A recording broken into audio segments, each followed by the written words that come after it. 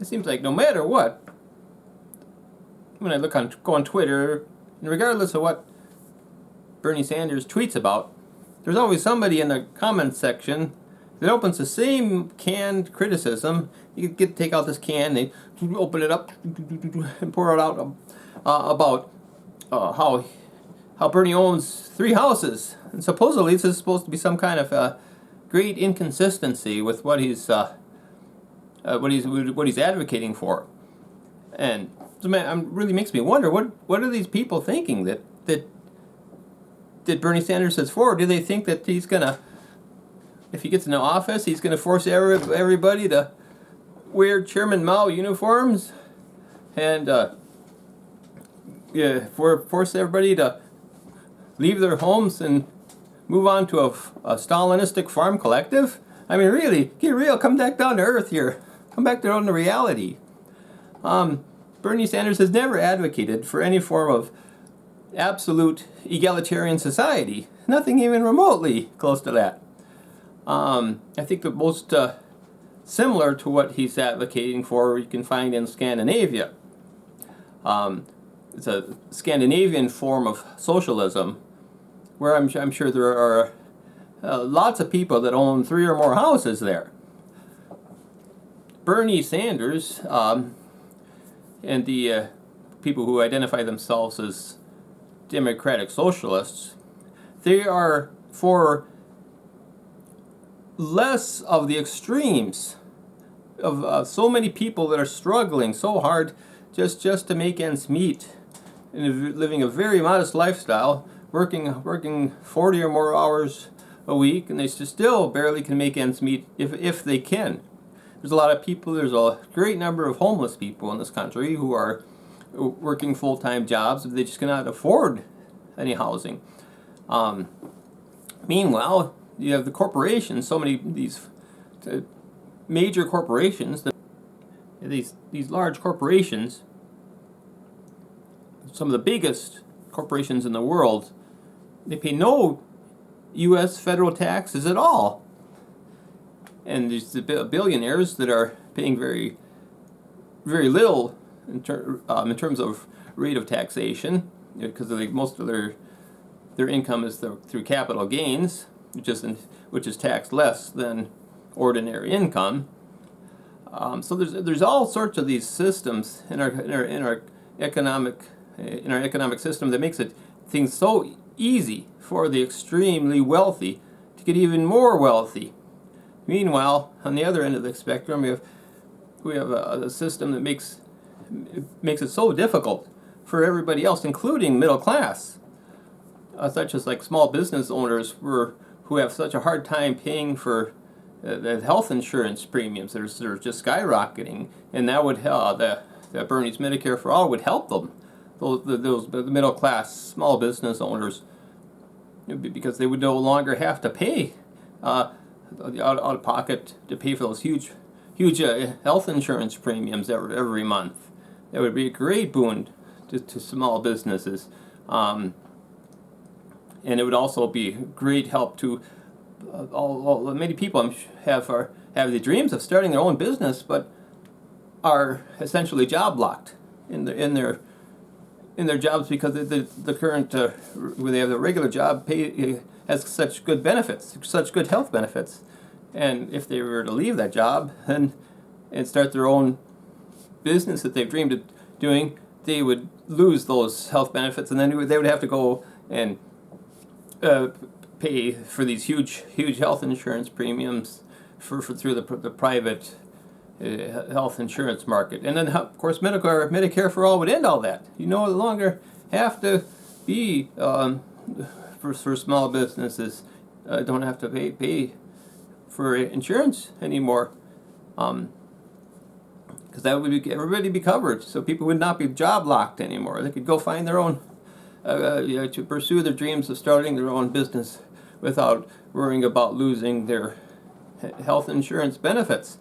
So yeah, I mean, I think we can look at this in a positive light, where if we were able to disabuse these people of their notions that Bernie Sanders is advocating for some sort of Cold War era Communist Party system, when he's obviously and clearly not advocating anything remotely like that. He's advocating more for, like I say, Scandinavian socialism, where there's still a very vibrant capitalist market system there, and it's also similar to FDR's New Deal era type of socialism, which it has been. I've heard it argued that FDR actually saved capitalism with the New Deal, because the things were getting so bad for the masses that they're on the verge of a communist revolution right here in the United States.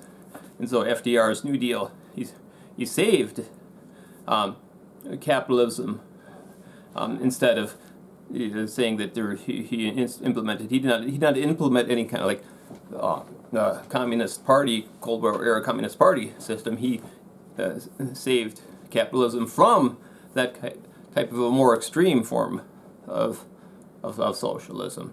And so I think similarly, that's what Bernie Sanders, his system is more of a, if anything, is like FDR's system. It's going to save, is more sort of saving the market capitalism, because things have gotten so bad for so many. This is just our system right now. Economic system is clearly not working for so much of the masses who are living paycheck to paycheck and so close to poverty. He's going to implement a system that will make it not so terribly difficult to just maintain just the most modest of middle class lifestyles through either through the employment as an employee or as a small business owner. It's going to by doing that, Bernie would do that by making things more difficult for the billionaires and the large corporations, taxing them heavier, and putting more regulations on the employers, and increasing the minimum wage for the employees. So that's what he's advocating for. He's not advocating for some absolute Chairman Mao communist system, Cold War era Communist Party system. That's not it at all.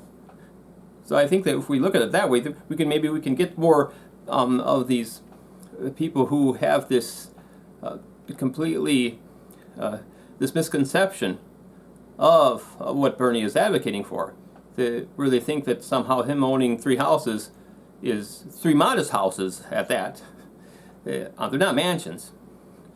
But anyways, so we need to disabuse those people who think that that's how somehow him owning 3 houses is inconsistent with what he is advocating for. But it's not inconsistent at all.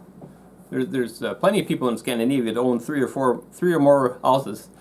We're still going to retain a market capitalism in this country. It's not like an either or, one extreme or the other. Either what people would call free market capitalism on the one extreme, or on the other extreme of Cold War era Communist Party socialism. It's never going to be any. You're never going to have one extreme, or it doesn't have to be one extreme or the other extreme. Rather, you can go somewhere along that spectrum. It's maybe somewhere in the middle, where it's going to be a system that still allows markets to exist, still allows capitalism to exist, but it's going to make things more difficult on the extremely wealthy end, the extremely wealthy corporations and the billionaires. Make it more difficult for them, and in so doing make it easier for the middle class and the people who are in poverty below middle class. It'll make it easier for them to rise up to the middle class level. And so, Bernie's never advocated for an absolute egalitarian system at all. This has never been in his plan. There's nothing inconsistent about him owning 3 houses, and what he is in his socioeconomic philosophy and what he's advocating for.